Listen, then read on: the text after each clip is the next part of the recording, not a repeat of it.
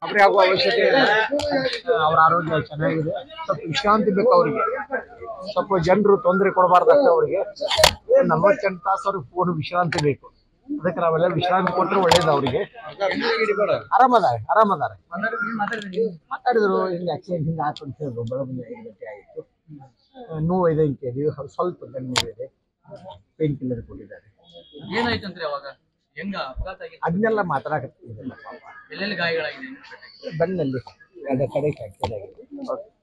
ಸರಿ ಆಗ್ತದಲ್ಲ. ರವಿ ಪಾಟೀಲ್ ಅವ್ರು ಭಾಳ ಕಾಳಜಿ ಮಾಡಕತ್ತಾರೆ.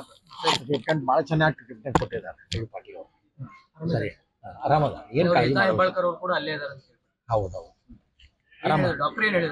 ಡಾಕ್ಟರ್ ಬೇಗ ಆರಾಮ ಆಗ್ತಾರೆ. ವಿಶ್ರಾಂತಿ ಬೇಕು ಅವ್ರಿಗೆ ಅಷ್ಟೇ. ವಿಶ್ರಾಂತಿ. ಅವರು ಚೆನ್ನಾಗಿದ್ದಾರೆ. ಮನೆಗೆ ಹೋಗಿದ್ದಾರೆ ಈಗ. ಅವರು ಚೆನ್ನಾಗಿದ್ದಾರೆ. ಏನಂತ ಇದ್ದಿಲ್ಲ. ಅವ್ರು ವಿಶ್ರಾಂತಿ ಬೇಕು ಬಂದೆ ಈಗ. ಮತ್ತೇನಿಲ್ಲ. ಚೆನ್ನಾಗಿದೆ. ನ್ಯೂಸ್ ಫಸ್ಟ್ ನಿರ್ಭೀತಿಯಿಂದ ನಿಮ್ಮ ಪರವಾಗಿ.